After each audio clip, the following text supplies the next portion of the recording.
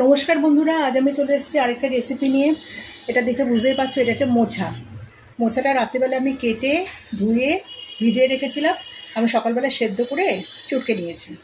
ওগুলো তো দেখানোর কিছু নেই, শুধু শুধু ভিডিও বড় করার কোনো মানেই হয় না। ছোলাও আমি এর মধ্যে দিয়েছিলাম। মোচা আমি ভুল করে না বন্ধুরা, ছোলা আর মোচা একসাথে সেদ্ধ করে ফেলেছি আর চটকে ফেলেছি। তাই আমার মেয়ে বলছে, মা আর একটু ছোলা দিও। তাই আবার এক বাটি ছোলা সেদ্ধ করেছি। এতটা দেবো না, এটাই কিছুটা দেবো। যেহেতু মোছা অল্প, একটা ছোট্ট আলুকে ডুমো ডুমো করে কেটে নিয়েছি।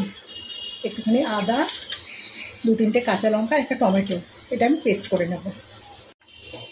আদা, টমেটো, কাঁচা লঙ্কাটাকে আমি পেস্ট করে নিয়েছি। এর মধ্যে দিয়ে দেবো 1 চামচ জিরে গুঁড়ো,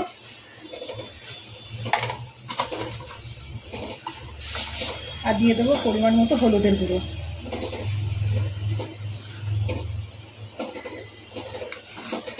কড়াইতে সর্ষের তেল বসিয়ে দিয়েছি।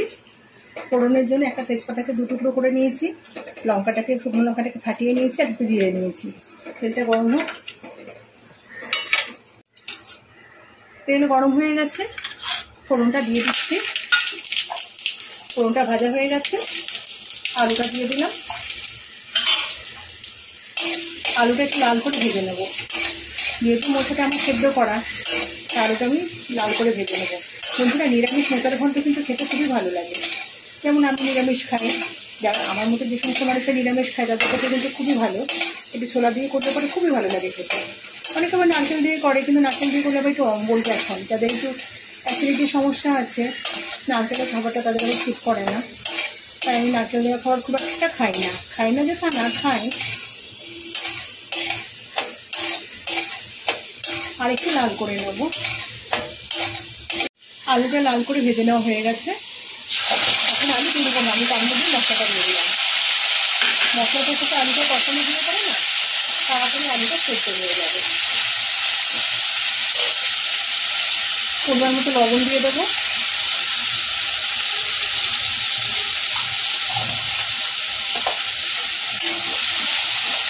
ভালো করে কষাবো। মিনিট 5 সময় ধরে আমি ভালো করে কষিয়ে নিয়েছি মশলাটাকে। মশলা থেকে এখন তেল ছাড়তে শুরু করে দিয়েছে।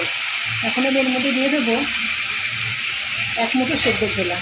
যেহেতু ছোলা দেওয়া আছে এর মধ্যে, ভুল করে মোচার সাথে দিয়ে চটকে ফেলেছি, তাই এখানে কিন্তু কমই দিচ্ছি। এবার আমি এই সেদ্ধ করে রাখা মোচাটাকে দিয়ে দেবো। বন্ধুরা, মোচা না সকালবেলা কেটে সেদ্ধ করে রান্না করতে না খুব সমস্যা হয়ে যায়। আগের দিন এটা করে রাখলে এই কাজটা না চটপট রান্নাটা হয়ে যায়। মোচা রান্না করলে আমি আগের দিন কেটে করে রাখি, সেদ্ধ করে রেখে দিই। একটা কাঁচা লঙ্কাকে 2 টুকরো করে নিয়েছি, ফাটিয়ে নিয়েছি, এটাও আমি দিয়ে দেবো। ভালো করে কিন্তু মশলাটার সাথে কষাবো আরও 2-3 মিনিট সময় নিয়ে। মোচাটা মশলার সাথে ভালো করে কষানো হয়ে গেছে। এর মধ্যে দিয়ে দেবো পরিমাণ মতো চিনি। আমি সব রান্নায় চিনি ব্যবহার করি, কিন্তু মোচাতে আমি একটু চিনিটা বেশি দিই, কারণ আমার মেয়ে একটুখানি হালকা মিষ্টি মিষ্টি খেতে খুব ভালোবাসে। চিনিটা যার যার ইচ্ছে মতো মানুষ দেওয়া, যে যতটা খাবে। ভালো করে নেড়ে চেড়ে নিয়ে আমি একটুখানি জল দিয়ে এটাকে ঢেকে রাখবো। অল্প একটু জল দেবো।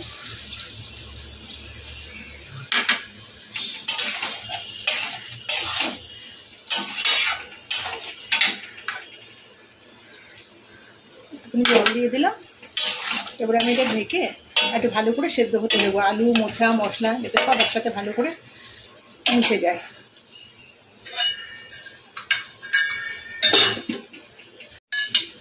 আমি এখন এর মধ্যে না একটু গরম মশলা দেবো, হোমমেড গরম মশলা। তো এটা শেষের পথে যেটুকুনি আছে দিয়ে দিলাম, আজকে আবার বানাবো। আমার হোমমেড গরম মশলার ভিডিওটা আমার চ্যানেলেই আছে, প্রয়োজন হলে দেখে নেবেন, কারোর যদি প্রয়োজন থাকে। আর এটা কিন্তু আমি আরও নেড়ে চেটে না একটু টানাবো। একটুখানি ভেজা ভেজা জলের মতো রয়েছে, তো তারপরে আরও কিছু জিনিস আমি এর মধ্যে অ্যাড করবো। আর একটু টানিয়ে নিই। মোচা রান্না আমার হয়েই গেছে। গ্যাসটাকে আমি বন্ধ করে দিয়েছি। এখন আমি দিয়ে দেবো অল্প একটুখানি ঘি। ঘিটা দিয়ে একটু নাড়াচাড়া করে নেব, দিয়ে আমি কিন্তু ঢেকে দেবো। ঘি দিয়ে কিন্তু কখনোই খোলা রাখতে নেই। তাহলে ঘিয়ের গন্ধটা কিন্তু চলে যাবে। ভালো করে নেড়ে নিয়েছি, এবার আমি ঢেকে দেবো। 10 মিনিটের জন্য এটা ঢেকে রেখে দেবো। রেসিপিটা কেমন লাগলো অবশ্যই কমেন্টে জানাবেন, আর রেসিপিটা ভালো লেগে থাকলে একটা লাইক দেবেন। আর যে সমস্ত নতুন বন্ধুরা আমার চ্যানেলটাকে এখনো সাবস্ক্রাইব করেননি তারা অবশ্যই চ্যানেলটাকে সাবস্ক্রাইব করবেন।